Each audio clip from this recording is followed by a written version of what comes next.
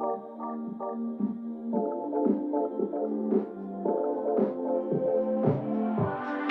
miss that sexy smile. Oh, yeah. You knew I was coming in with that. I have a very, very, very special guest with me today. I'm going to announce that in a second. Give me a second. First, I have to tell you what we're going to talk about. Let me tell you the topics first. Well, actually, I can't do that. I have to intro the guest first. Justin Waller is in the house. How are you? Dressed to the nines, by the way, looking sharp, I'm going to say. In all fairness, I have on Walmart jeans. With my cowboy boots. He has his cowboy. We're going to get to the country. Oh, we're going to talk about the country. Don't you worry.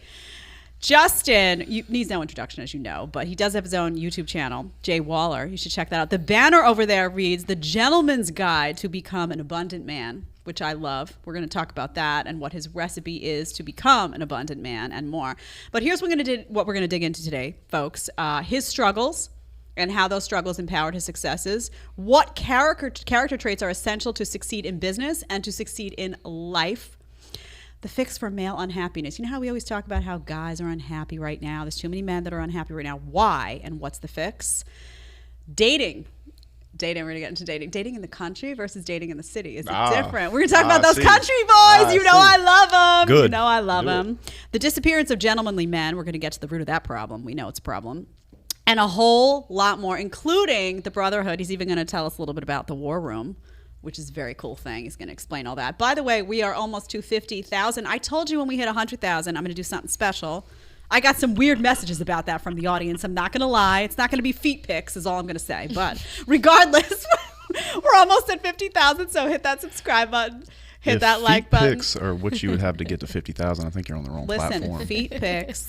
People are all about the feet. Yeah. I've heard about this feet thing. You know, when I started, it was really funny. It. A friend of mine made a joke and said, you know what, Jed, just stick your feet up right on this table and do the show like that. You'll get subs right away. And I was like, wow, that's interesting.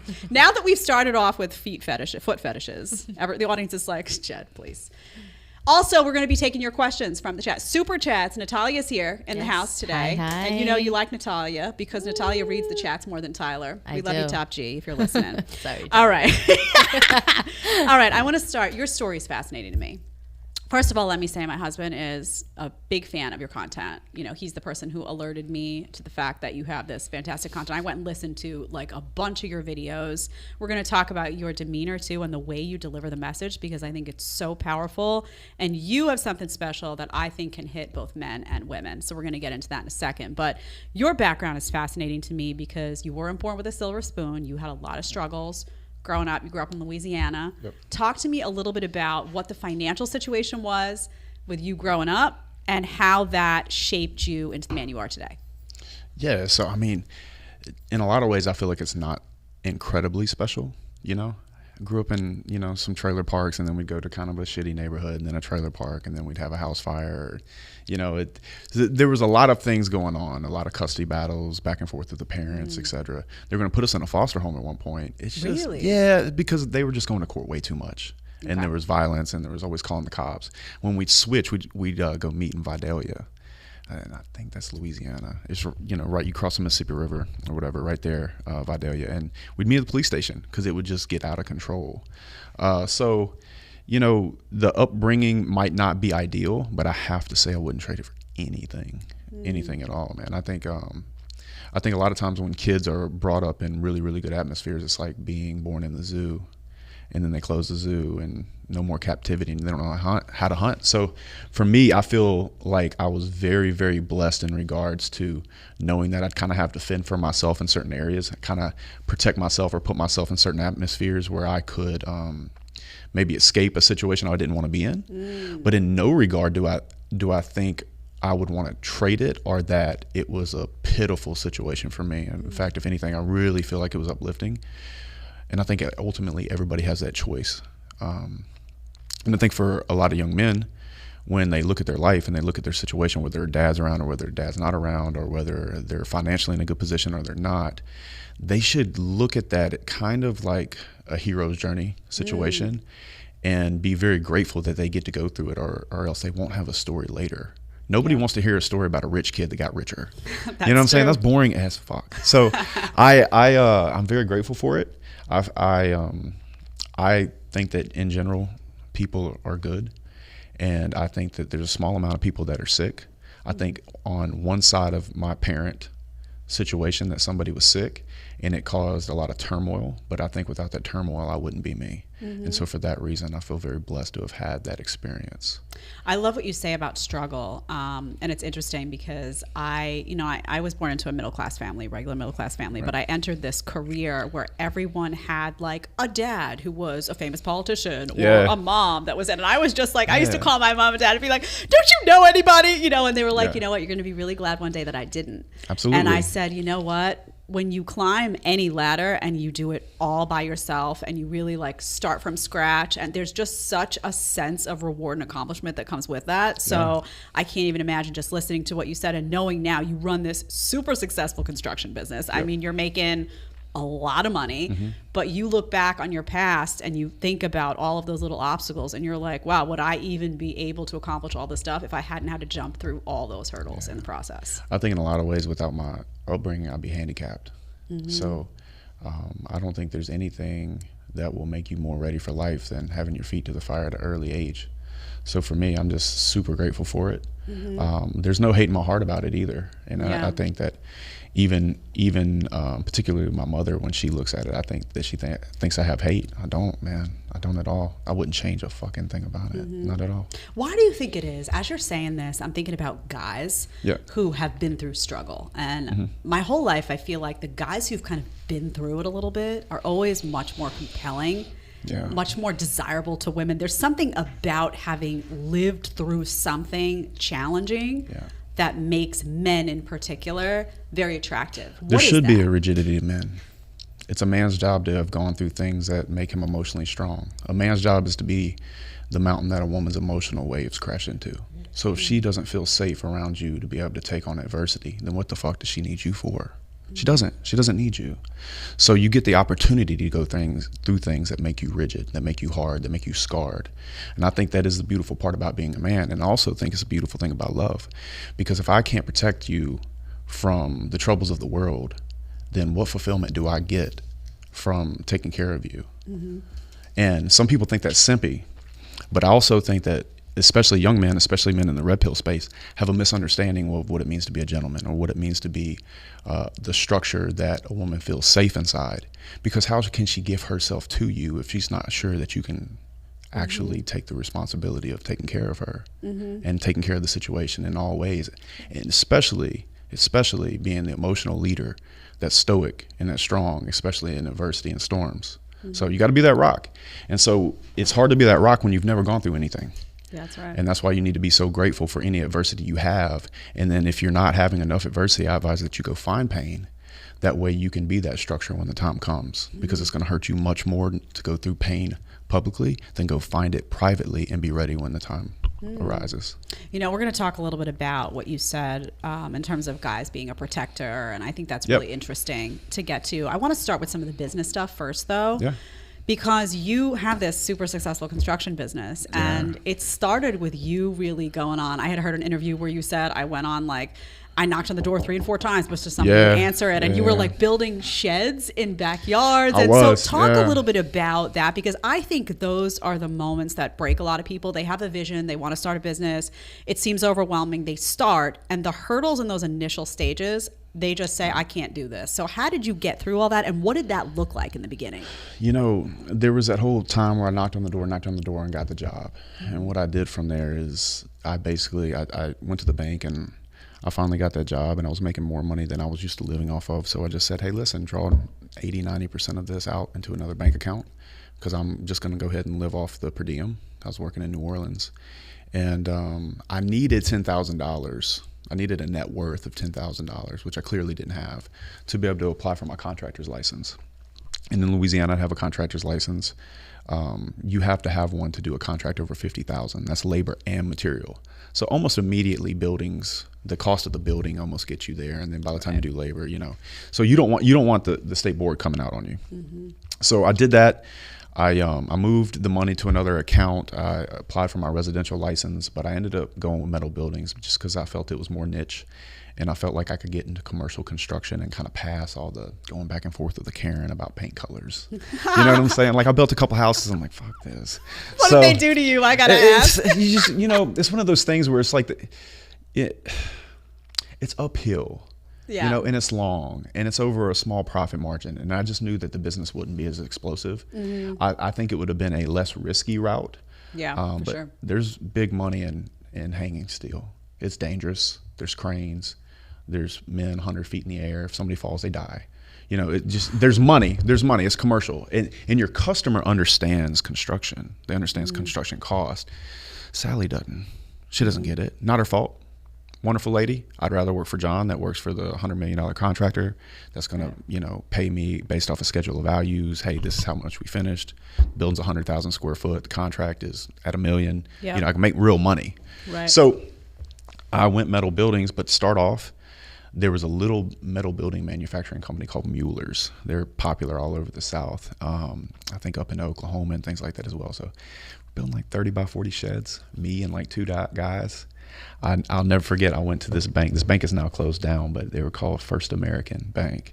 And I begged them for a line of credit because I had $2,500 payrolls. Oh, wow. And I had to pay my meth heads, because that's what I had back then. I had a bunch of guys that were probably on drugs, and when I say probably, they were on drugs. And I was 24.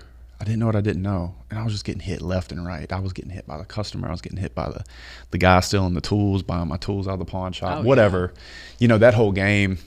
So I started off doing backyard buildings. And then I really worked hard at getting big on paper. And what I mean by that is like, I'd try to get, proposals that made the company look bigger. And I'd really leverage my technicians that had been doing buildings for longer than I'd been alive to try to get man hours close enough to estimate and not completely get wrecked. And I had it going for about a year, and I had a guy walk off a job on me, and I lost 30 grand. Oof. So I had to go get a job for a year and a half. He just walked off the job. Yeah, walked off a job off school in New Orleans. And so what happened is they supplemented my contract. Which basically means they brought somebody else in. I actually do this now for people, but they brought somebody else in, and whatever it cost those people to finish it, they took it from me out of my contract. Yeah, I know. That had to hurt. And I'm like 25 at this point, and at that time, losing $30,000 is a huge deal to me. And so, what I would do is I'd wake up 4 a.m, I'd go work out, and I'd get to the office before everybody, and I'd estimate. Because I'm just like, look, I already took the ass whooping. I might as well get up and get my licks in, right? So, because I kind of knew what I was doing, and I built up a backlog of work, and it wasn't even a lot. It was like 500 grand, but I knew it was enough for me to quit and go take a swing at it again. And I put systems in. I worked with eMyth for about a year and a half, and I really, really put strong systems in where I'd have a spreadsheet where when I got the drawings, I had hired an estimator. But I'd built the sheet so well, I'm like driving from job A to job B, pulling a trailer, and he's like, well, it's this tall, it's this kind of panel, it's this, and I can see the spreadsheet in my head, and I'm like, all right, cool, do this, and send it. And we got to a point where we were sending out 4 or 5 quotes a week. I started winning jobs. And it wasn't long after that, we hit $1 million, and then we hit 1.2, and then I made some money. And then I lost some money, And so it was this back and forth all the way through my 20s. And then so I'd say somewhere around 31, 32, really started to kind of, So that's like just a very ambitious mindset from like right away, like young 20s. And what's interesting is I see now a lot of guys don't have that mindset for some reason. Like there's too many guys I see that are just sitting on the couch, they're playing the video games, they're watching the pornography, they're lost, they're lost. For some reason they feel like they can't get it together, or something's going on in society, they feel like society's against them, or whatever it may be, but they don't have that drive. And I believe that if they did find that drive from within themselves, they would be so much happier. How do you find that within yourself? Because you seem so content for having found that and like built something. How do you like direct a guy to access that within himself? I truly think it starts with your physical body. I think that you have to find physical pain because it helps you learn how to deal with stress. Every time I've ever been mentally stressed, I've been like, I've physically been through more stress than this. I play college football. So during 2-a-days, or when you're lined up against a guy at Alabama and he's 6'6", and he's barking at you with dreadlocks and tattoos and like this, okay, this is going to be a long game. You know what I'm saying? I'm just like, keep it real, you know? You learn to be able to mentally process things because you've been through mental stress. 100,000 people screaming at you. You're like, you can't hear anything. You can't even hear the quarterback, right? And then you're going to go through this physical pain and mental stress at the same time. So when it's just mental stress by itself, now don't get me wrong, doing metal buildings, I would keep a tool bag and dress shoes to go beg for money from the bank in my truck at the same time. And I'd have to switch out during the day. But it wasn't quite the same type of pain. And the upside of it was always that, dude, I might be able to make 20 grand this week. So for me, I think that staying sober is very, very important in your 20s. Like if you can chill out on the alcohol, absolutely stay away from the weed, in my opinion. Those things will stop you from suppressing yourself. If you can get in shape, I think that you'll find that instead of having to go chase women, you can more or less absorb them, especially women your age, because they'll see that you're kind of on your mission, you're in really good shape. It kind of gets easy. You don't have to chase as much. They'll be like, nope, I picked that horse. You know what I'm saying? Right. You know what I'm saying? Like, I really believe, and even to this day, I believe in absorbing female attention rather than like chasing it. And so when you have all those things going and then you can kind of future pace yourself, you're like, man, if I keep doing this, I'm going to make really, really good money. I'm going to be somebody someday. Right. You know that Travis Tritt song, like, I'm going to be somebody someday? That's that's one of my favorite songs. If I listen to that song, I'm like, tear. Like it makes me happy. Yeah. Because I really believe in that. And so for me, I think that if you stay sober, you take care of your body physically, I think you probably double or triple your odds of being inspired to go be something. I think it gets substantially easier from there. So I think your physical body is absolutely where you should start as a young man. Yeah, and that's an important point as we think about like the boom in obesity and just laziness, and because we're always on the phones and you know the video games and all that, it becomes really easy even for kids at a young age now to be more sedentary. Right. So it's kind of like thinking about that from an early age right on up. You even talked about, I think it was on Fresh and Fit. I don't think it was, you were on yesterday, but it's not that one. No, it it's wasn't before that one, but something you talked about with your dyslexia. I don't know if you have dyslexia or I if do. you have, okay, and you talked about that struggle. Just speak a little bit to that, because I think it's really important for people to understand that someone like you who had financial challenges, you came into this world, you didn't have stuff that was handed to you, you had the financial struggles, you had some of a family dynamic that was not perfect, and then you have this dyslexia. You've overcome all of that to become incredibly successful. You know, you have an energy about you that is very calm and very in control, and you can achieve that despite having some things have gone on in your life that aren't perfect. So talk a little bit about the dyslexia, if you don't mind. Yeah, to this day, I highlight everything in the email, make Siri read it to me in my truck. I can read, you ever read a whole page or something, you'd be like, what the fuck did I just read? I used to do that all the time as a kid. I'm very much like that. And I'll tell you another thing. Like, I was also the kid, you know how the teacher would be like, okay, well, we're going to go in a line and each person gets a paragraph. I'm the kid like counting. Shit, number 5. And I go try to practice the paragraph. I'm not even listening. Just trying to practice a paragraph because I would be stuttering. I'd skip words. And to this day, I don't read that well in public. Now, what I do find though is if I'm very, very interested in a subject, it's like, all of a sudden it just cuts on. But if you were to ask me like to read that page right there, I would stumble. And these are 5th grade words. And it's just something that I've always dealt with. It's a super small barrier that doesn't even really come up in my day-to-day life. The only reason I share it is because I'm sure there's some young man or multiple young men somewhere that are talking about it, and I'm not superhuman. And so I feel like one good sign of masculinity is vulnerability, not to the degree of crying, but to the degree of, hey, I'm human, I deal with this, and this is how I get around it. Don't be a little bitch. Just make Siri read your emails. You know what I'm saying? Yeah. I think there's a lot of people on the internet that would have you think they were stronger than they are. And then there's some people that are absolutely 100% real. I'm friends with them. But I think there's other people that maybe shield weaknesses, and I don't think it's very healthy for the younger guys. I struggle. Like, I will not read a book. I'll listen to a book. but there's no fucking way I'm gonna read a whole book. Yeah. You know what I'm saying? Get out of here. Like I'll read 5 pages in a row and have to reread it. So I mean, for what? So I'll just listen to it, thanks, or catch the clip notes on YouTube. But yeah, it's been something that's been a part of my life for a long time. They labeled me 504 when I was in school. I got put on Ritalin at like 8 or some crazy shit. Unsurprising. Yeah, The way the system works. and by the way, I think that's child abuse. But you overcome it. You're better for it. You just have to step outside yourself and look at it and be like, okay, fine, it happened. What should I do objectively? And I think that that's a part of a path of not only a young man, but any human being, any person. They just have to be able to step outside themselves and say, okay, well, it may or may not have been my fault, but does it really matter because I'm responsible for the outcome? And so handle it from there. Talk to me a little bit about, you use that word vulnerability when it comes to men. And I've often said that vulnerability feels differently for men and women and manifests differently for men and women. You know, I often say if shit hits the fan, like, I need to go home and have a cry. I do. And I own it. Like, I'm a female. This is just part of who I am. And I don't think we should, you know, say anything nasty or degrade women for being women. You know, that's just part of who we are. But what do you say to people in society who say that guys really do want to have that cry and guys do want to do all that stuff, but society won't let them, and now somehow you're, you know, holding all that in, and as a result, you're going to be scarred from it? Yeah, I think that's all bullshit. I don't ever feel the need to cry. I can't remember the last time I cried tears.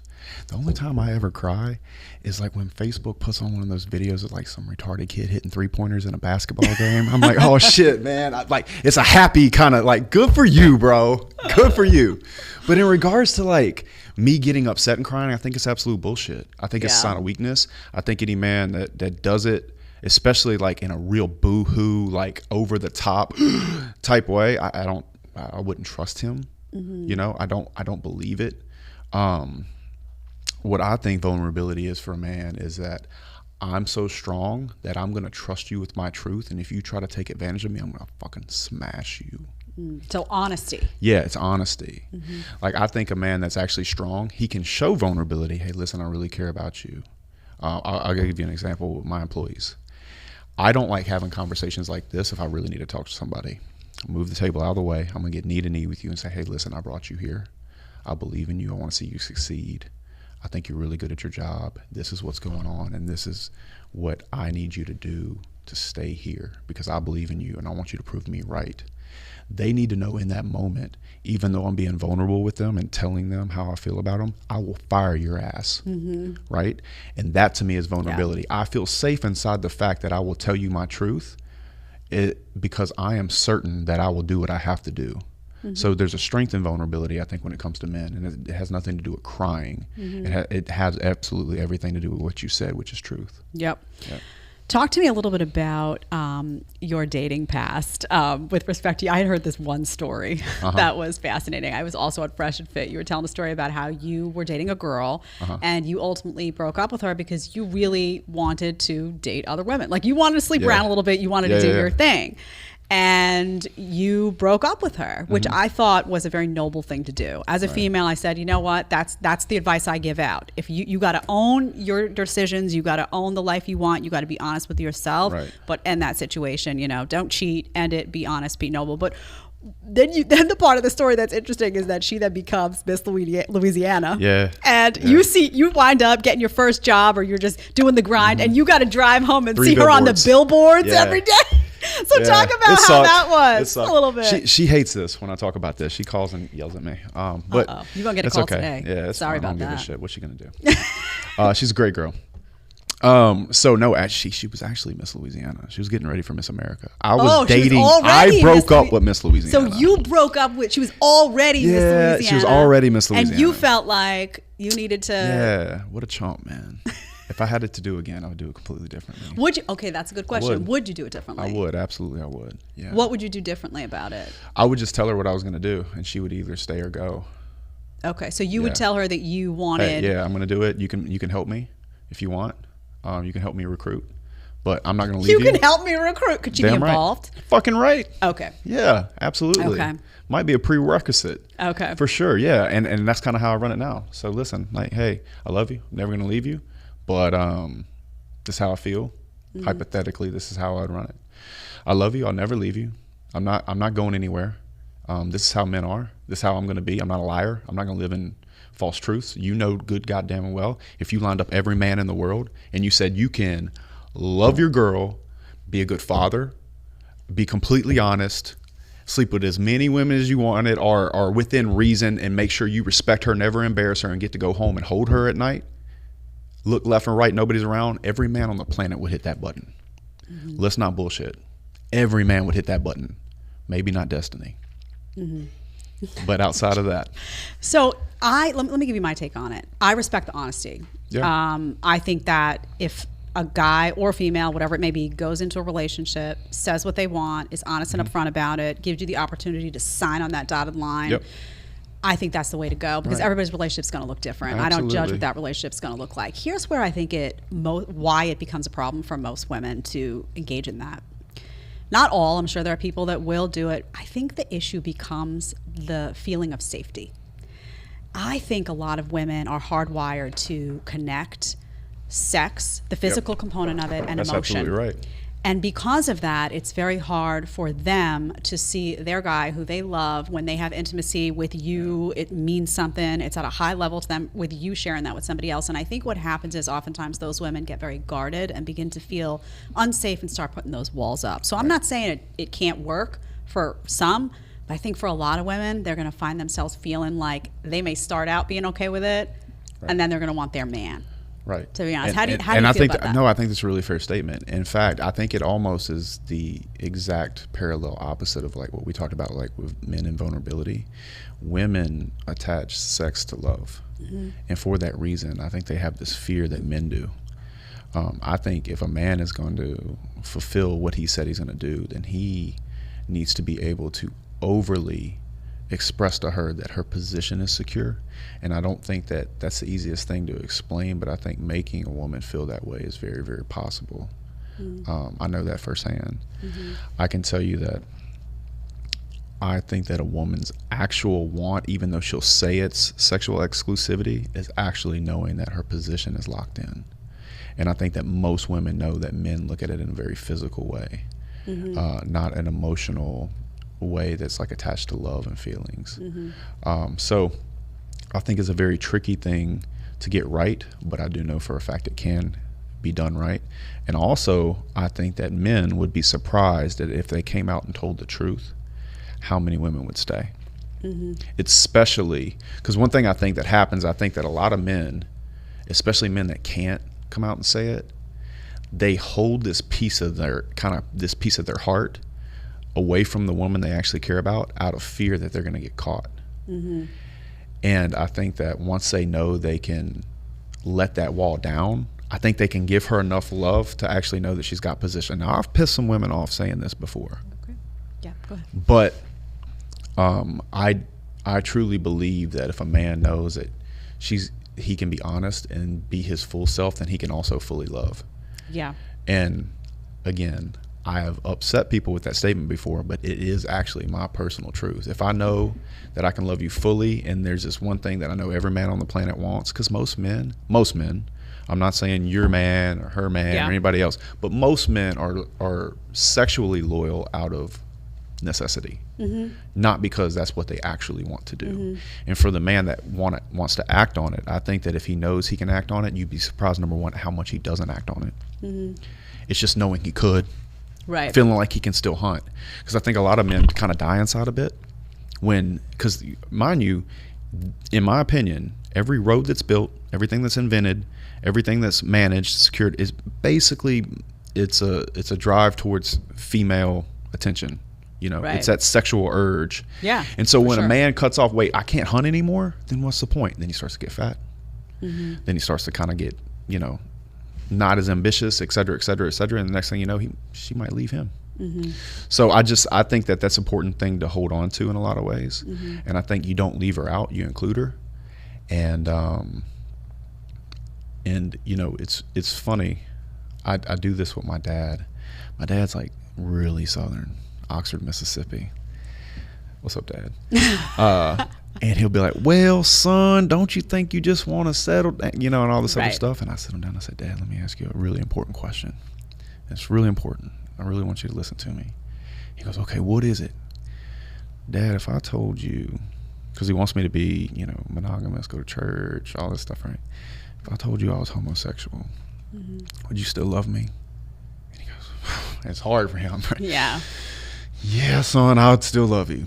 Good. I'm straight as fuck, and I'm gonna keep doing what I'm doing. And they bust out laughing. You know what I'm saying? Yeah. Because there's kind of a bit of a double standard to be this strong, straight white male that's gonna do what he wants and gonna tell you straight to your face. And I say things like, and I think it's the honesty that not only allows me to be able to get away with it, but I kind of in some ways think it turns women on, because they're like, you know what? I'm not surprised, and I appreciate you having the balls to tell me and include me. And tell me what's going on, because I think most women know that a lot of men are lying to their face. Yeah, I think honesty is key.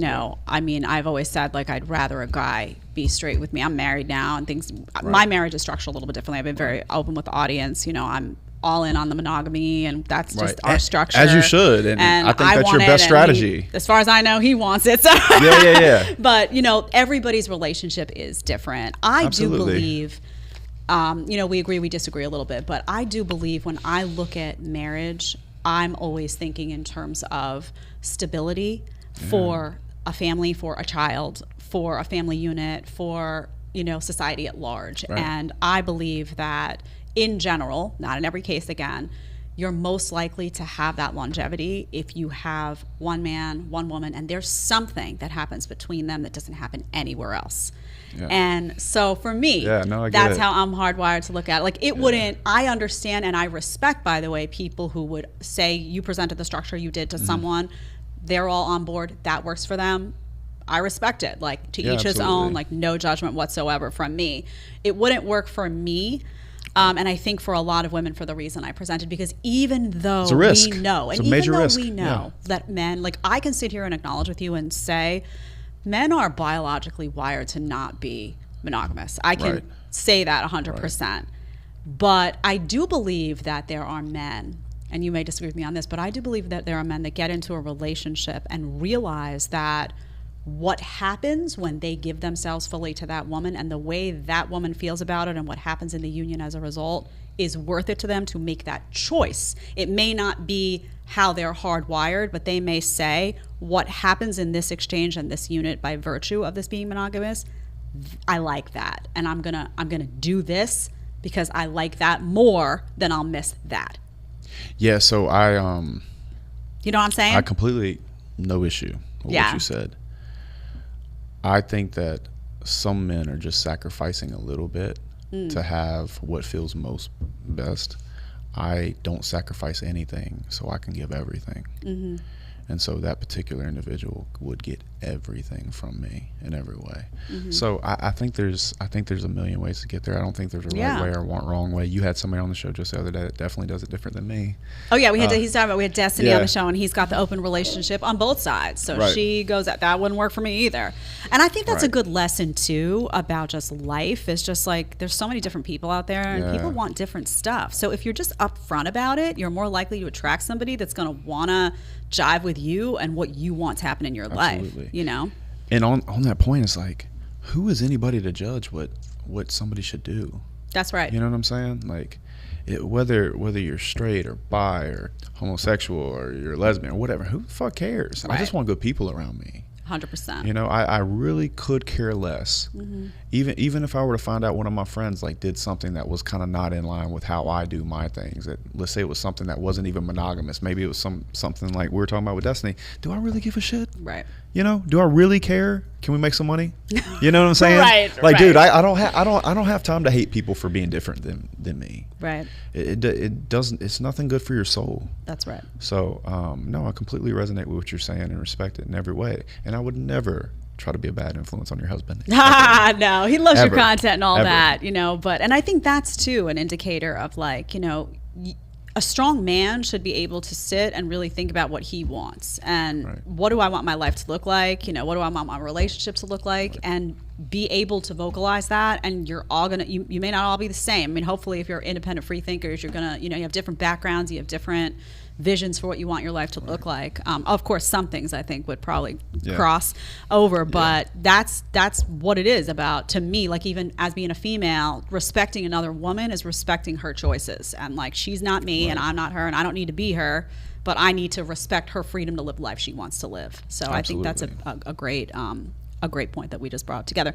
With that being said, though, focus on the topic of guys. There are a lot of guys right now who are struggling in the dating culture and are very unhappy overall. And they write me and they say, my life's not where I wanted to be. I'm unhappy. You know, my job isn't what it needs to be. I feel like I'm, you know, a good guy. I am looking for someone to get married. I want a wife. I want this. I want that. But I'm not attracting that. A lot of girls are, you know, telling me they don't want a gentleman, when I was taught actually way back in the day they do want a gentleman. It's very confusing. What do you say to those unhappy guys? I know you say get in the gym, do something physical, but beyond that, like, how do you look at your life and you want to change like 50 things about it and you don't know where to begin?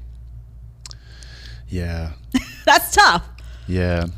It to me, and I know you told me not to, but I have to say, you have to start with your body. I told you not. You have he's to. already. You have to. You disobeying. absolutely had to. You you can't get pain. away. You say pain. Does that mean they need to get in the gym? Does that mean They they absolutely need to get in the train, gym. like They learn need how to to train. fight? You know what? I don't think learning how to fight ever hurts you. If you can't throw a punch, I think it's hard to walk in a room.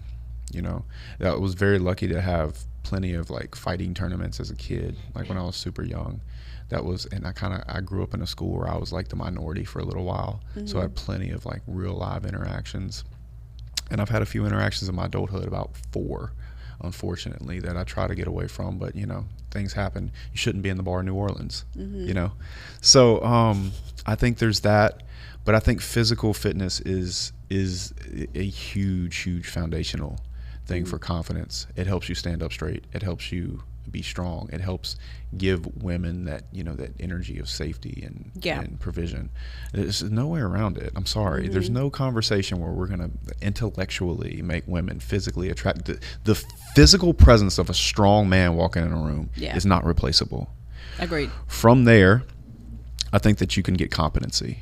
I think getting competent in anything, I don't think the girl cares. Like, if I go on a date with a girl and she's like, oh, what do you do? And I'm like, steel buildings. You know, does she really give a shit? No. You know what I'm saying? Just listen, get the lady whatever she wants. Anyway, what we were talking, you know what I'm saying?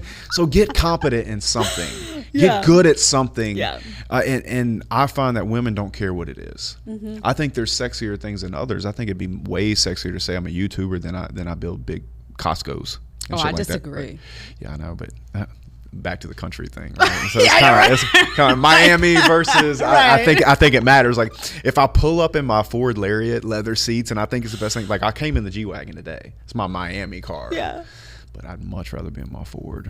You're talking to somebody who likes guys to look like they just rolled out from under a car and still have the grease on their face. That's calluses, my, yes, right. 100%. I know approved. Tyler's not here today, Yeah. but he's from Texas, and I'm always talking about I'm from it. Louisiana, we're brothers. Right, and Yeah. this is a great segue, actually, because I often talk about the difference between dating culture in a place like Louisiana, Wyoming, Idaho, I don't care, Texas, and then the Miamis, the New York Cities, the Los Angeles. Now, you come from Louisiana, but you live in Miami. It's an advantage. It's an advantage. Tell me why. Absolutely.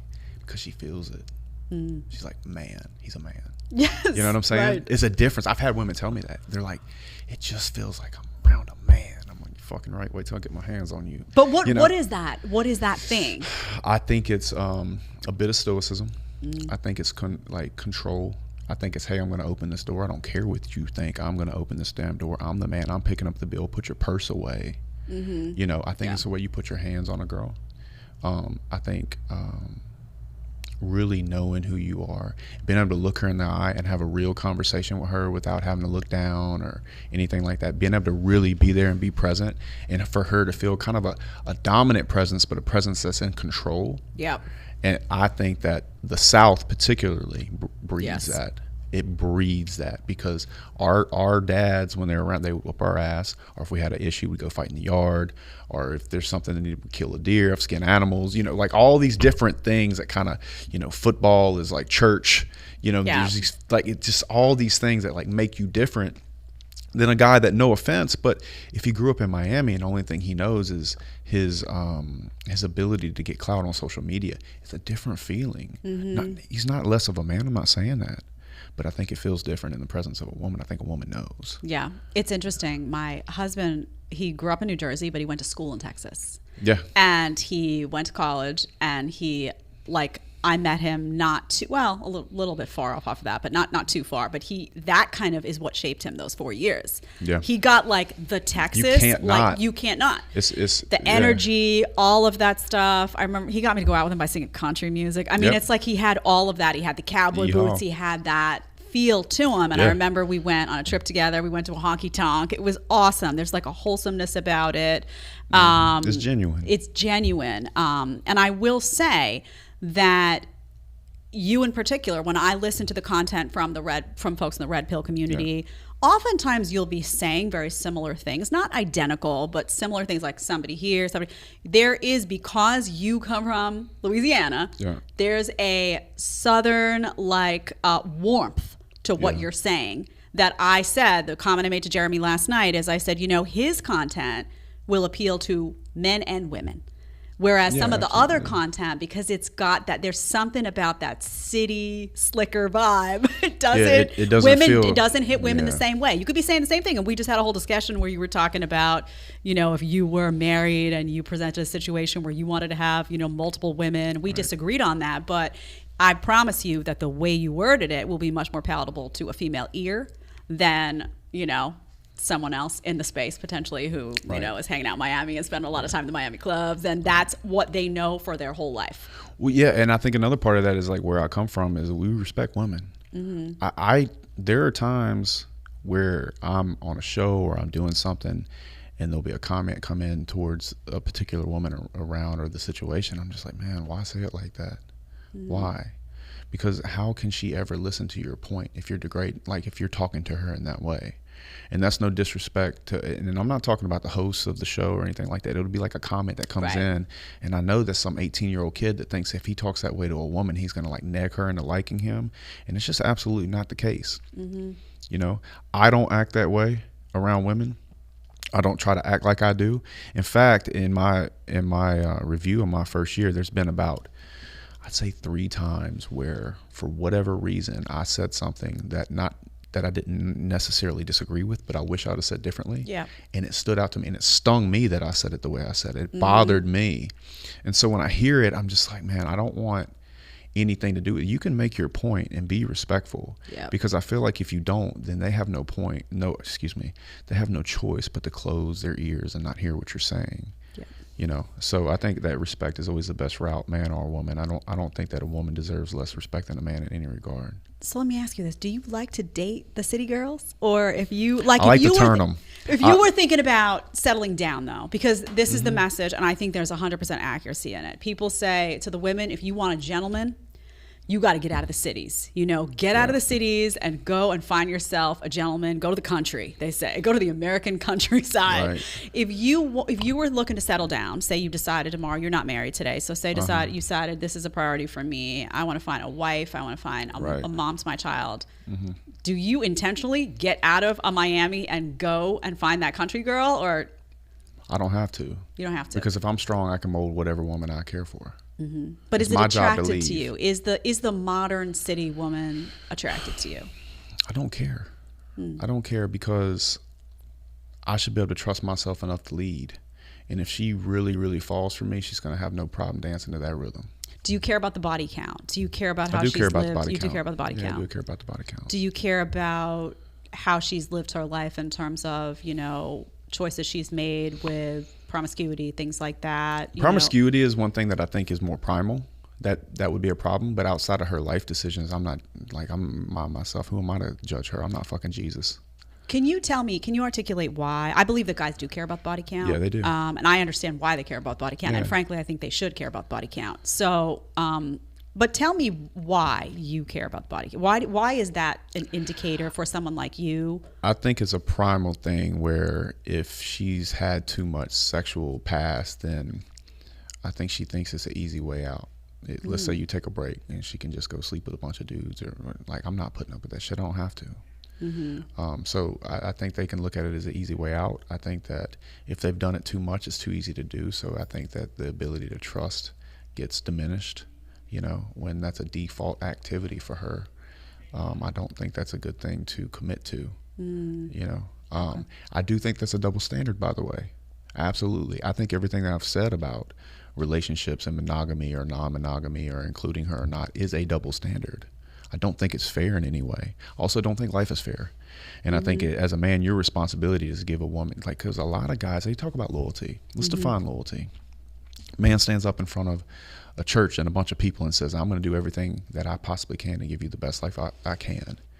And then a year later, he's coming home, turning on the Xbox or playing fantasy football, drinking a beer. That's not fucking loyal. As a man, you should be telling the truth and giving her a life that she would have never had otherwise, outside the fact that you came along. And I think that's the beautiful thing about love, is there's no story and there's no situation where a man, especially me, I don't want a woman that I can't save from a castle and a dragon. I want to be the hero. That's the beautiful thing. What's better than, baby, remember that deal I told you I was going to get? I got it. I got that motherfucker. Let's go to the Keys. You know what I'm saying? Yeah. That's what's beautiful about love. And that's what guys call simping. But those guys, I don't think they'll ever experience what love really is. They're going to experience this thing where they LARP about their masculinity and act like they're going to treat their girl badly. And that makes them a man. No, that makes you a fucking punk. Like, I enjoy, if we were talking about this other day, we're like, well, do you make the call on the girls trip? I'm like, not girls trip. Do you make the call on vacations when you go on vacation, right? I don't give a fuck where we're going on vacation. I'm working the whole time anyway. The only reason we're going, because I get all my fulfillment out of seeing her smile. Right. Does that make me a simp? I just told you I have 80 girlfriends. Who's a simp? Yeah. Like, where's the fulfillment is in making her smile, making her life better. And I think guys, they get that shit mixed up. Yeah. They get it super mixed up. I'm going to come to you in one sec with the, I just want to make one point before that. So you make a point about the double standard. What's interesting is on the body count stuff, it is a double standard, but it's a double standard because it just is. Like, reality is that when you ask women, do you care about a guy's body count? 9 out of 10 times they say, and we show video after video here, they say no. They don't care about what that guy did. Now, they may care what he does once he's there, and there's a lot of women that will say, I will tell you, they want their guy to not cheat, they want their guy to not share, they don't want to share their men. There's a lot of them that will say they won't share their man. Have you ever heard that southern term, you can want in one's hand and spit in the other? I'm just saying. And let me tell you, just for the young guys out there, I don't know where a camera is, but listen, there's a huge difference between what a woman says she wants and her actions. She can say this, and this. Yeah. However, is she happy? Will she stay? Right. But those are two completely different things. But my experience on the body count is that women actually they really don't care. Like, they don't care. They don't care. In fact, I think it helps you. Yeah. Because no woman wants a man that other women don't want. That, and also I think that societally, women grow up feeling like guys need to get that out of their system a little bit. Yeah, and that doesn't happen, by the way. Well, I mean. To a lot of, it's probably the thing that I'm most lazy about in my life. Yeah, that particular subject. Like, I could not be more lazy. Guys like about getting sex. Yeah, I'm super lazy about it. I'm super lazy about it. Like, I have to trip over it. Yeah, or I'll send a little. There's not an extreme effort on my part. That's why I'm big on absorption. Right. Like, be the dude, and then it's a thing. Right. Then it comes but as far as like watching like texting videos from like the text dating guys, I'm like, fuck that, bro. I got shit to do, man. So I'd rather go to sleep. Well, you're working so hard. You probably need. Just saying, you probably need to sleep. I do. But I mean, to me, I agree with you. I don't think women care nearly as. I don't think they care at all. I think that everyone knows that we are wired differently, even if they don't want to admit it. And that's again why I say I really pay attention to what women do more than what they say. I don't mean that in a disrespectful way. I just mean in a very matter-of-fact way. Right. And a lot of times, yeah, and you're like, too bad, it's going to be this way. And they're like, God, I'm turned on. Okay, come here. Yeah. So, and a lot of times I think pushing back on a woman is probably one of the best things you can do to make her fall for you. Well, yeah, because nobody wants a doormat. No. I mean, nobody wants a doormat. And I always say there's a fine line between, you got to be respectful. You got to be your woman has to know. I said this the other day, actually. We were going to put it up as a short. And I was like, it's missing context. But I said that a woman wants, above all else, to feel safe and to feel loved. And what I needed to add in there, and by safe I meant physically safe, as in somebody tries to break into my home, I know my guy's got it covered, but also, safe as in, you are the protector role. You are fulfilling that. And then to feel loved. What I needed to add in there though is that they want those things from the guy that they're physically sexually attracted to. If a guy they're not attracted to brings that other stuff to the table, they're not going to sign up for it. No. But that sexual, physical attraction, which I think oftentimes does come from that guy being confident, does come from that guy having his own life, does come from that guy, having a little bit of that stoicism. I, for the longest time too, I used to be that person that used to say, well, men should be able to cry and all this stuff. And then I thought about it, and none of the guys that I was, had ever dated in my life, including my husband, who I love more than life itself, he's not a crier. Like, he doesn't need to do that. He doesn't even feel the urge to cry. He doesn't feel the urge at all. And when stuff happens, like during COVID, I lost my mind those first couple of months. I was such a big baby. I mean, I had a baby. I had a 4-month-old, lost my mind. I was like a woman on the verge, and he was just like, babe, what do you want to eat tonight? What do you think? It was just super chill. And I realized, like, wow, that's what I love. Like, that he's super. So I think what you're saying, a lot of it is hitting home for me. And I'm sure it's hitting home for the audience as well. He has a burden of performance. He doesn't have time to worry about a fucking mask. No, he doesn't. You know what I'm saying? He doesn't have the time and didn't have the time and doesn't care about any of that. Well, I want to get to the chat quickly, and then we're going to go back to a little bit more on, I want to talk about the brotherhood with you. Sure. Okay. Natalia. So we have our first super chat by SK. They said, did legalization of gay marriage result in tribalization marriage? I feel like for gay marriage to be legal, marriage itself had to be deteriorated. And then we actually have one for Justin about your watch collection. Question about a watch collection. Yeah. You have a watch collection. I did not know this. I have a few watches. And then I had another question from our audience. It says, what does it feel like coming from a trailer park to now a villa in Dubai?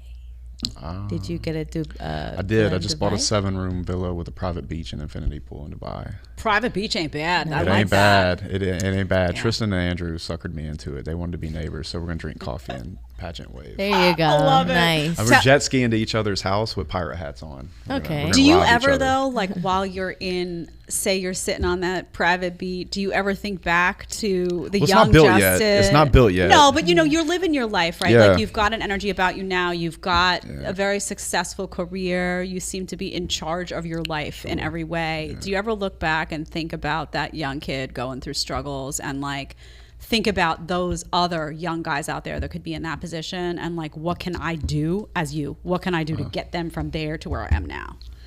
Yeah, I feel like I have a very special relationship with myself in the past, but certainly in the future. I don't know if you've ever heard me say this, but I make videos to myself at 90. So anytime I'm in a moment where, let's say I'm on a private jet or I'm in Romania or doing a car rally through Europe, I'll make videos and I talk to myself, and I call it the rocking chair test. So I make my decisions based off of what I call the rocking chair test. So I talk to the old man in the rocking chair that can't live anymore, and I think to myself, do I want to take this trip through Europe with the guys? How do I make the decision? Will the old man be proud of me for making this decision? After this, I fly home to buy some more apartment buildings and see the ones that I just bought. I bought some while I was in Dubai, and then I fly up to Ohio, and when I'm trying to make the decision, am I scared of buying a trailer park in Ohio?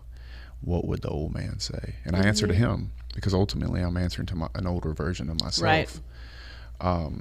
That's smart, by the way. So in regards to a young man, I say, listen, you're going to have to answer to that older version of you. And sitting here at 36, I'm absolutely proud of that 24-year-old that went and started a steel company, got his shit wrecked, had to start over, got hit again. I'm proud of him because he kept getting up. He might, like, I wasn't the most talented at it. I'm not Zuck, but fucking I'm tough. And I think that's the country in me. Yeah. It's the get up and do it anyway. It's the fight. That's what you should be proud of. The success will just be a byproduct, really. It's not fun having money unless you can remember being poor. You know, That's it's the 100% contrast. true. And somebody out there should put that on a T-shirt because a lot of people will buy it. Just saying. Yeah. It's a great But you know slogan. what I'm saying? Yeah, 100%. And, yes. and with that, like my favorite quote, and the one that I say all the time, is you can tell the size of a man by the size of his problems. You know, no, there's no story worth hearing about where there wasn't some kind of struggle. If I don't have problems, I remember having a $2,500 payroll. It's probably $125 this week. In a week. Right. I want that problem. Right. You're gonna have problems in life. Either you're not gonna be able to pay the light bill, or somebody's gonna owe you $1 million. Pick your problem, homeboy. One of them comes with a story. One of them is shit. Did you, when you were growing up, did you have somebody that you looked up to, that kind of helped? Always. You know, like I'm sure a lot of young guys look up to you or look up to who was that? I was, you know what? I felt in my 20s I didn't really hang out a lot. I'd challenge you to find a bar tab on my statements back then, unless it was like in an event. But I had people I looked up to in the metal building Contractors Directors Association, guys that were in the real world, building real buildings in real life. The guys at Thomas Phoenix, Sean Eric, Gary Smith, Mike Reynolds in Colorado, systems contractors. I spent a lot of time with YouTubers and authors. Yeah. You know, I read Rich Dad Poor Dad on the way to pay Arkansas. Really? My junior year. Yeah, and I actually read it. So actually I read it 5 times because I couldn't read it. And and so I think that a lot of young men are faced with not having friends. They have this expectation that they're going to find a bunch of friends that think like they do because they want to be better. Well, honestly not. You're probably going to have to spend a lot of time alone, but you don't have to be alone because, Grant Cardone or whomever, I super look up to Kim McElroy. Kim McElroy is one of my favorite people because those guys are things that I can aspire to reach. I think that happiness is always on the climb. And I think one of the most dangerous things that can happen to a young man is to get to a top of a mountain without having the consciousness of a higher mountain to climb, because you only have one thing to do at that point, and that's self-sabotage yourself down that mountain so you can climb it again. So for me, I'm constantly looking at guys like Ken. I love listening to George Gammon's stuff, because I just think that constantly pushing to get better and better and better gives you a good opportunity to have this daydream of this vision of this man that you're going to become. And I just want to be proud of the man I become. And I think if you can do that, you're going to be on the right track. There's a lot of men that write me saying that they're looking for like-minded men. They're in a very similar head to what you're saying. They're ambitious, they've got their shit together. They're trying to get their shit together even more. They're not, sitting in the bar drinking. They're not playing the video games all day long. They are in the gym. But some of the guys around them, either guys they've been friends with their whole lives or people they grew up in the neighborhood with, just aren't on that same path. And that energy, that lazy kind of don't care, just, mess around all day energy is contagious in some respects. So they want to find this new circle where, they can motivate other men can motivate them, but they don't know how to make that happen. What do you say to somebody who's in search of that, but doesn't know how to make it happen for their life? One, I think you have to understand that atmosphere is everything.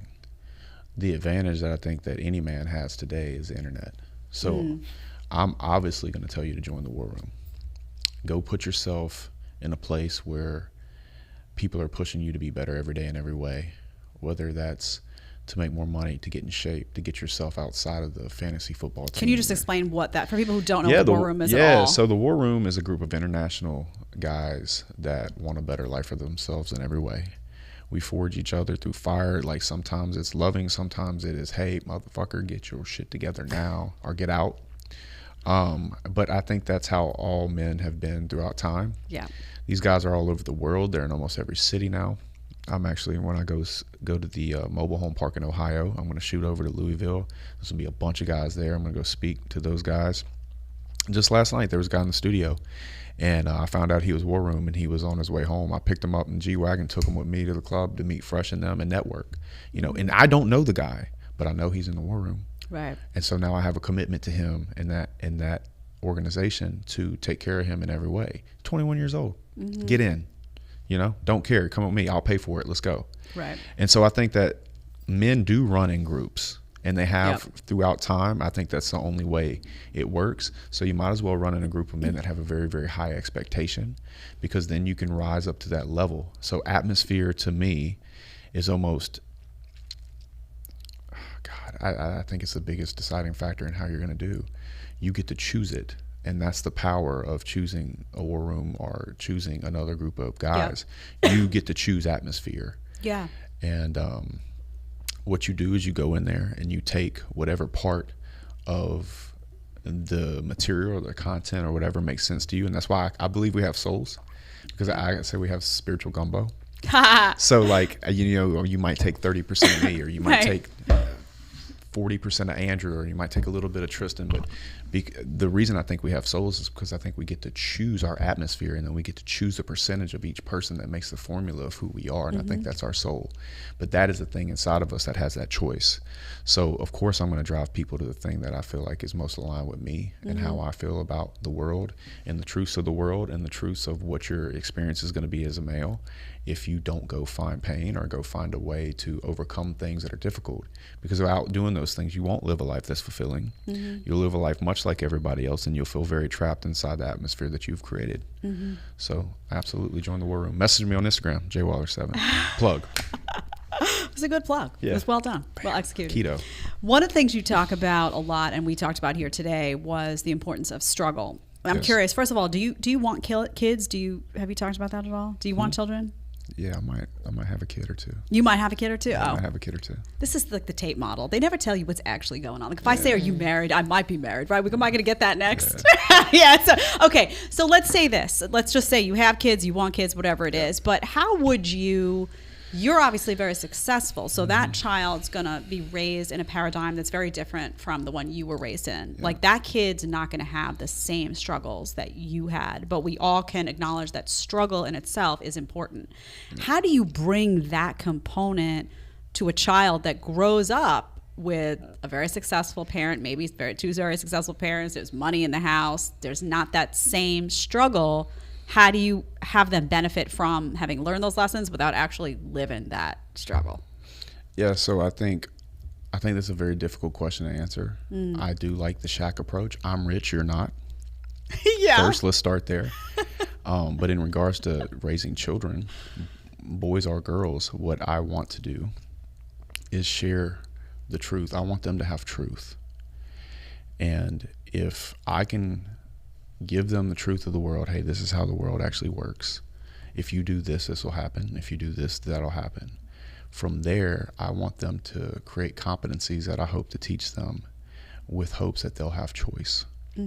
So I want to go truth, competencies, choice. And when I say choice, I want them to be able to live on their own terms. They have the information. They know what the results of their actions are going to be. They know how the world works. They understand the functionality of how things move on this planet. And then from there, I want them to have the competencies to create choice. And they can do whatever they want after that. I'm going to love them either way. I could raise a boy. He could be gay. Don't care. I love you. If that's what you want, that's your choice. I just don't want you to be with a man that you don't want to be with. The same thing for my daughters. Right? Look, you can do, this is how the world works. This is how you make money. This is how I'm going to show you how to move through the world. I want to give you the truth of the world, and I want you to understand how to function in it and be successful. From there, I think you take that information, put it to work, so you never find yourself in a position where you're enslaved to something that you don't want. And that, to me, is going to be choice. And if I can get my children to a place where they have choice in their life, I've succeeded as a father. So it's really that simple for me. I think that in my conversations with you, with Rollo, with a lot of the guys, I don't know, do you even consider yourself red pill? Like, I hate all these labels personally. I hate them. I'll tell you the ones I really hate. I hate high value male. Yeah. I fucking hate that shit. High value woman they put out there. I hate that. There's a bunch of phrases that are like placeholders. Right.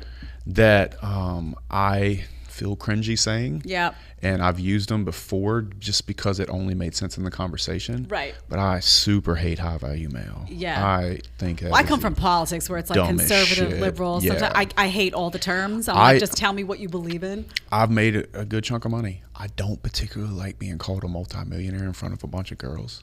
because I feel like it almost insinuates that, like, I think that, you know, I don't think money is everything. I do quite enjoy chasing it like a game, and I don't like being with people that aren't trying to get better. Money is a good thing to try to do, right? But Well, it's freedom. For me, freedom. money is freedom. It's just like freedom. it's not. It's just I a don't like tool. stuff. It's a tool, Yeah. and I don't necessarily like throw it in people's face. There are some unfortunate things about the space to get attention, Right. that are kind of necessary, but there are definitely terms I don't like, you know, and there's definitely some, I guess, underlying themes that I'm not crazy about. Would I consider myself red pill? Yes, but not in regards to just women. I would just think the red pill, like, in regards to reality. Like, do I think that the cold was real? Nah, I don't. Right. Do I really trust how things might have went in the last election? No, not really. Right. Am I a little bit concerned about how it might go today? A little bit, but God, I hope it goes red. You know, you know, Yeah. and so I think, like, I just like common sense. The thing I hate most in the world, I think, is hypocrisy. I fucking hate, like, I just can't stand it. Let's just call it how it is. Yeah. And, you know, Yeah, I think we mean, don't I'm get as along. conservative. I don't know how much you know about me, but I'm about as conservative as you can get Yeah, when it comes to politics. Yeah, you weren't on The View, were you? I was on The View. Yeah, I and heard that. I stirred up some Yeah. trouble asking They probably kick your ass off, huh? Hillary Clinton if she was tone deaf, you know, Yeah. which she is. We all know that. Let's not try to pretend. People at home, if you don't think she was tone deaf, you need to watch some more How content. can you be conservative on The View? It was an interesting experience. Well, at the time, you know, it was Barbara Walters' vision, and at the time, they would actually, you know, bring in a conservative Right, and yeah. claim that they wanted that person to have a voice and whatnot. Right. And it was a little better, truthfully, than it is today. Now it's just ridiculous. They hire a conservative, and it's not a conservative at all. It's just a big game. But it was interesting. That particular day was interesting. I always tell the story because there was panic because Hillary Clinton was coming, and I wanted to show the document that showed that she had lied. And the I dossier wanted, stuff? I wanted to show that she had signed it and said, "I know what the C in confidential means." And I was like, "Well, we have her. Let's just say, well, why did you sign it?" You know, and they were like, you can't ask that question. It's Hillary. "Panic! How dare panic!" you? It was like people were literally like breaking out into sweats. Right. Anyway, I didn't have a job 4 days later, so there's that. But you know, who knows? I always say I don't know the why, but Yeah. looks a little odd to me. Just saying. So what's interesting to me, the reason I brought up the red pill is that what's interesting to me is that you're not all necessarily politically conservative, but I do feel that there is an appreciation for me as a conservative woman. I always feel very respected in those exchanges. I always feel like there is an appreciation for what I talk about, which is the good girl. Like, I'm out here telling women, like, you shouldn't be promiscuous. Like, you don't need to take that path. Like, modern feminism wants you to do that, but you're not really going to be happy at the end of the day because you're not hardwired for that life, and you're not hardwired to bed hop, and it's not a good look. It's not a good look for you. It's not going to make you more attractive to a guy. No. I'm just kind of bringing these realities to the surface. The one area, though, where I will tell you where, and we started the conversation with it, where you do wind up losing those good girls is on that separate set of rules for guys and girls when it comes to multiple partners once you're married. Now, that's not to say that I would ever judge it, but that is a point where there will be women who will agree with you on everything else, but those same women, and I don't mean to reiterate it, but I want you to like hear where it's coming from. Those same women that care about the body count for themselves, that spend all of those years and say, you know what, I don't want to do that. I have self-respect. I have this, I have that. Who like the gentleman, who will stand up for the gentleman, who will say, I want you to open doors, who stand up for the masculine guy and want them to be proud of their masculinity, who don't care about what you did before I got there and are like, hey, if you have a body count of 50 or whatever, will want you once you're with them to be their man. Those girls, oftentimes, not all the times, you will lose them on that point. Just to say, I'm not saying you won't find one that'll sign up for it. I'm not saying any of that. I'm just saying how that it will be the issue that most women will be like, I can't do that. Well, I'll tell you this without just saying, without disclosing too much information. Yeah, I live the exact way I tell you I live. No, I believe you. Yeah. I believe you. Without any hiccups or issues I or believe anything you. like that. Now, am I the exception to the rule? You are the exception to the rule. Maybe. No, you I've are got the a lot exception. of things in my favor. You have a lot of things in your favor, and you know what? There's a chance that someone, I'm not, that's why I said not all, because there is a chance that there will be girls who live their life like someone like me, and they will make a decision that feels okay for them. Like, for whatever reason, what that guy brings to the table. I think the trade-off is why they stay. That, and if you look also at like the 1950s, yeah, like before it was so in people's face, people knew. It's also though Men like, were also different. Men were different, but it's also like, what does that dynamic look like? Because also it could be a situation where that guy is with his wife and they're all in on everything together, and the other stuff is just purely physical, right? That's There's exactly no what I'm talking emotion about. Involved. Yeah, it's almost like the joke is on the whoopee. Right. Like, joke's on you, bitch. I got the house, I got the car, I got the babies, I got the ring, I got the vacation home. But I got that's right. And Joke's on you. There will be women that will sign up for that, and Yeah. no judgment, no I disrespect. think And I'm not. And by by the way, and I'm largely, not. you'd be shocked at the number and the percentage. And I'm not saying they're all like led promiscuous lives or they No. don't care about sex themselves. I'm not No, making that I judgment don't think either that at all. either. But there will be a lot that will not be able to handle the reality of their guy going off. And even though for you it's not, this is Means what it's nothing. hard for guys Yeah. to understand though. It's very hard for you to understand that for you it's just physical, but because what you love about us is that we can't make it just physical. We Right. involve the emotion, and by virtue of that, we can't help but have that lens with Right. everything else. And I actually believe that women actually feel physical pain from it. Yeah, it's I think 100%. I think it's actually physically heartbreaking to some degree. It is. And I will not turn my head to that. Yeah. I don't think anything about the male and female dynamic is fair in any regard. Right. That's all the way from dating to what we're talking about right now. I think it's completely unfair. I think the best thing you can possibly do is live in truth and provide enough value in both directions, both sides, where whatever things that are not fair balance out Yeah. in a happy ending. I Well, really, life's not fair for either side. I mean, is it Zero. really fair It's zero that like fair. Is it fair I get all the girls? Is it, cowboy? No, it's But not. is it also fair that when, all of a sudden shit hits the fan, like all the guys have to risk their lives first? Gotta go to war. Yeah. Right. Is that fair? No. Are you gonna Right. get drafted? Right. So You know, life's not fair. So But nothing's fair. And I think maybe there's a part of me that really disagrees with the component of what guys like. I think there are guys that want different things, and I think that there are men out there that. I believe that there are men out there that find that monogamous relationship and do believe that even though it's fun to go around and have sex with different women and all that, that what they get out of that union, because it is monogamous, brings more value to their life than what they would get out of it by not having to be monogamous. So I think those men exist too. I think that men look at sex with hungry and horny for a man is basically the same thing. Steaks or tacos. Like I think that women really don't understand just how much it's not connected. Isn't that wonderful though? Because if I understood, If you did, if I and you understood can't, it, and I understand why you if I can't. understood it, I would be behaving like a man, and that would be deeply unattractive. So No, you know no, no, what I'm no, no. saying? But- like I can't understand But it. and- that is the beauty of the situation. 100%. You're not wrong and I'm not wrong, That's but I right. am telling you that there's a very small percentage of men that actually, if given the opportunity, really wouldn't. If they're like, okay, listen, you got 15 extra minutes in your day. There's a blonde over there. You can do that like you're like literally going to get a sandwich and then go right back to your life, and you don't even have to talk to her anymore, and you go back to work. I'm telling you, men are just wired that way. I think it depends on who they're with, though, because if they know that's going to doesn't. eat that woman up alive, I think then they carry that weight with them. Some of them. I Some of them, not also all, think a but- lot of men are very simpy and they get ran all over. So I think without the right mixture of gentleman and bad boy, you're in trouble anyway.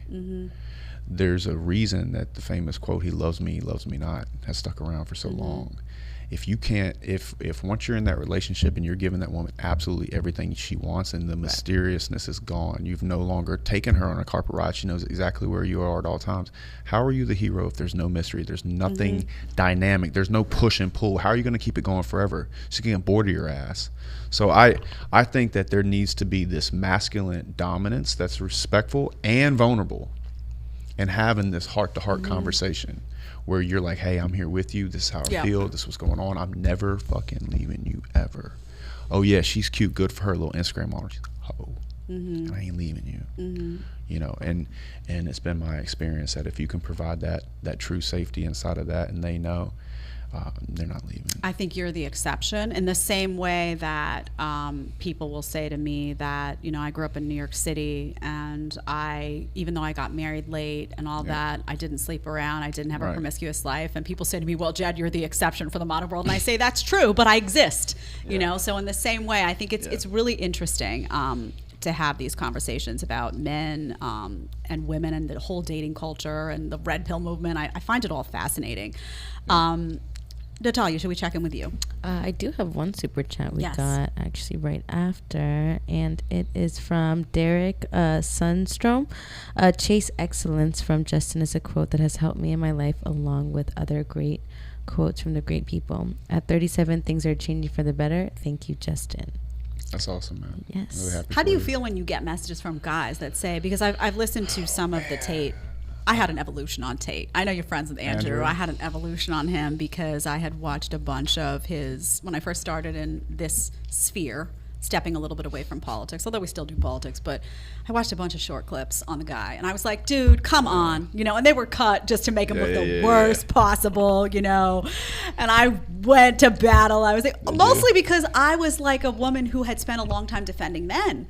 You know, my whole life is defending masculinity and, you know, standing up, you know, for Justice Kavanaugh against that craziness and battling this nonsense that happens, not all of it, but some components of the Me Too movement. And then I see this guy and I'm like, you're not helping me. I'm on your side, supposedly, you know. So I had that. And then I watched the long form content and was like, oh, wait, okay.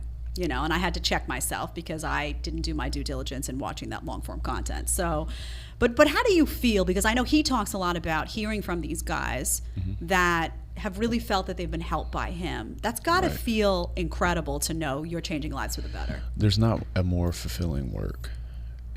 In the construction industry, if you do your job, no news is good news. Yeah. I get 50, 100 messages a day. Wow. Bro, you did this. Or they'll walk up to me in the airport. Or can I take a picture? Like, there's a guy walked up to me in Starbucks yesterday. He's like, bro. I'm like, cool. I bought him a coffee. We took a picture. Oh, that's so nice. But no, I enjoy it. I get just as much out of it. Right. Like, I feel like I don't like people that like do nice shit and then like, look what I did. Yeah. Bitch, it's for me too. Like, if I walk an old lady across the street, I feel good about that. I gave a homeless dude $100 last night. I did that shit for me. Right. You know, like I did it for me.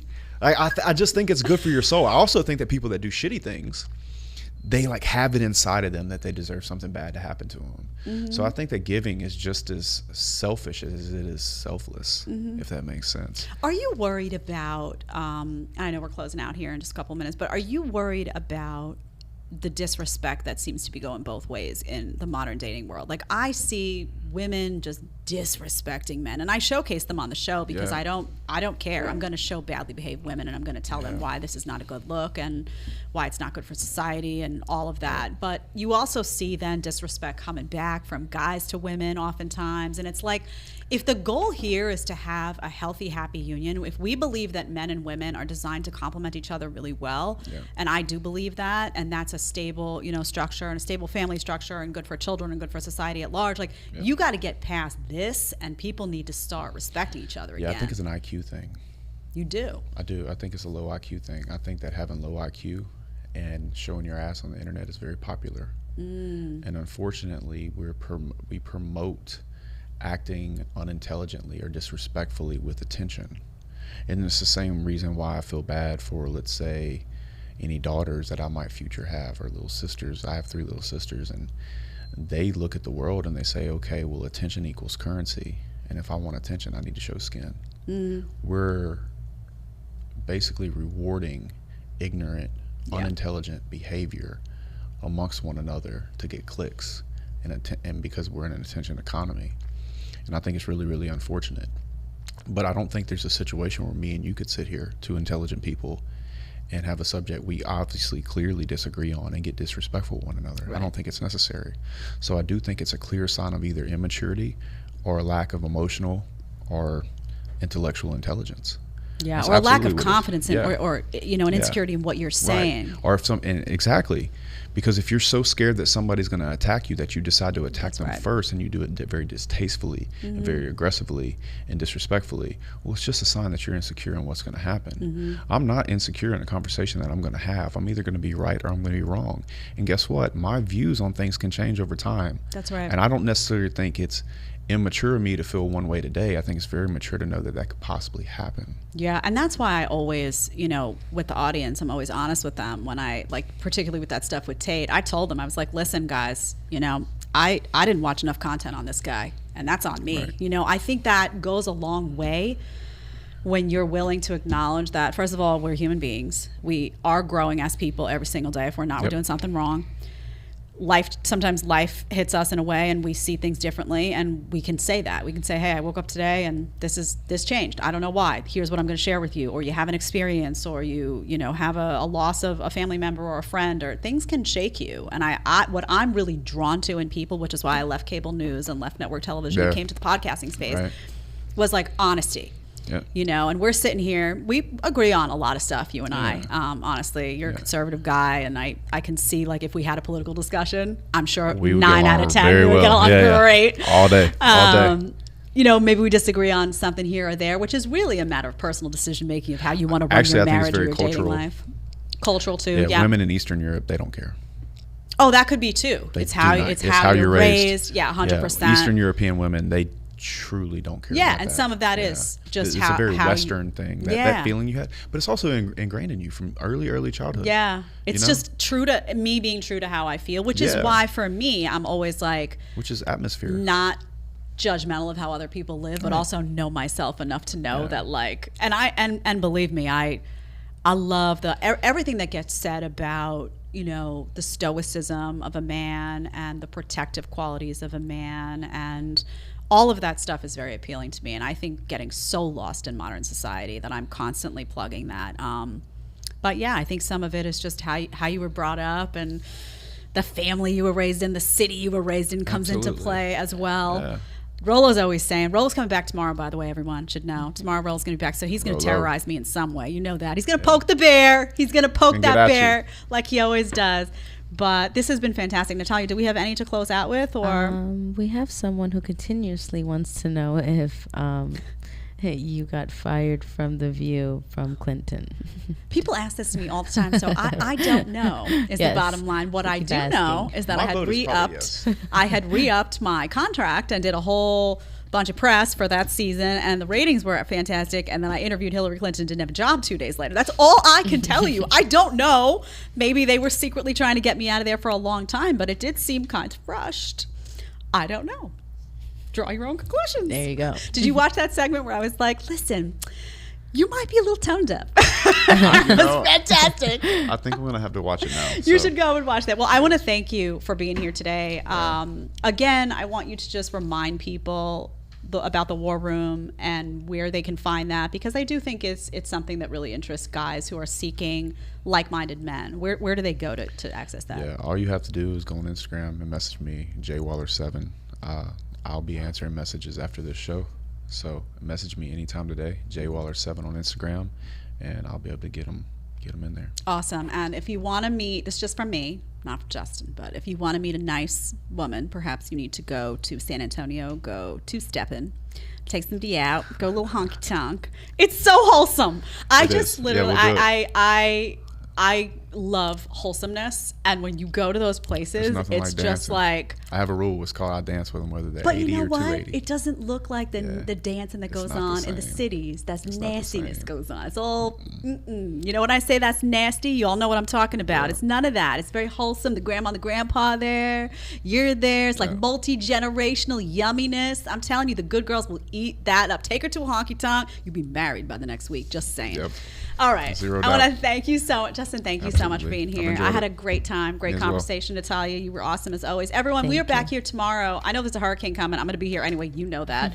I will be here. Rolo Tomasi is going to be here to poke the bear. You're not going to want to miss that. I'm going to ask him about the female orgasm and why some guys in the red pill don't think that's important. I was going to give that one to you, but I think it's important. He thinks it's important. I think it's important. He thinks it's important. All right. You want to do what you want. You better hit it right, cowboy. You got to hit it right, cowboy. He's got the boots. Yep. Trust the guy with the boots. Thank you, guys. See you soon.